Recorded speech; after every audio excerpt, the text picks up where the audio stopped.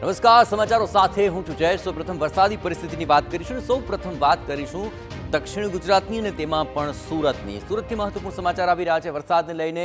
અહીં ઓલપાડ અને તેની આસપાસના વિસ્તારોની અંદર ધોધમાર વરસાદ વરસ્યો છે અને ઉમરપાડા તાલુકાની અંદર ધોધમાર વરસાદના અહેવાલ મળી રહ્યા છે। ઉમરપાડા તાલુકાની જીવાદોરી સમાન મોહન નદી બે કાંઠે વહી રહી છે। સવારથી જ અહીં ધોધમાર વરસાદ વરસી રહ્યો છે અને 2 કલાકમાં 4 ઇંચ જેટલો વરસાદ ખાબકતા નદી નાળા છલકાઈ ઉઠ્યા છે। આ મોહન નદીમાં પાણીની ભરપૂર આવક જોવા મળી રહી છે।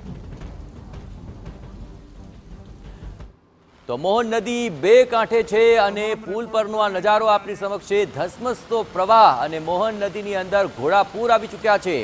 ઉમરપાડ તાલુકાની અંદર ધોધમાર વરસાદ વરસતા આ વિસ્તારની જીવાદોરી સમાન મોહન નદી બે કાંઠે વહી છે। અહીં પુલ પરથી લોકો મોહન નદીના ઉભરતા પાણીને જોવા માટે પહોંચ્યા હતા અને નદી બે કાંઠે વહી રહી છે। આપણે જણાવીએ કે આ નદી આ વિસ્તારની જીવાદોરી સમાન છે।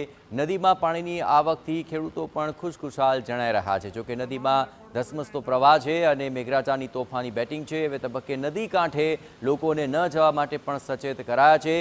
મોહન નદીમાં પાણીની ભરપૂર આવક નોંધાઈ રહી છે અને ઉમરપાડા તાલુકામાં આ ધોધમાર વરસાદ વરસ્યા બાદ મોહન નદીમાં આખરે પાણી ભરપૂર આવ્યા છે।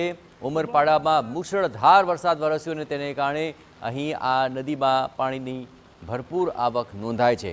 તો મોહન નદીમાં આસપાસના કાંઠા વિસ્તારોને પણ સચેત કરાયા છે અને કાંઠા વિસ્તારમાં ન જવા માટે પણ લોકોને જાગૃત કરવામાં આવી રહ્યા છે। મેઘરાજાની તોફાની બેટિંગ બાદ આ પ્રકારના વરસાદની દ્રશ્યો સામે આવી રહ્યા છે। ઉમરપાડા તાલુકાની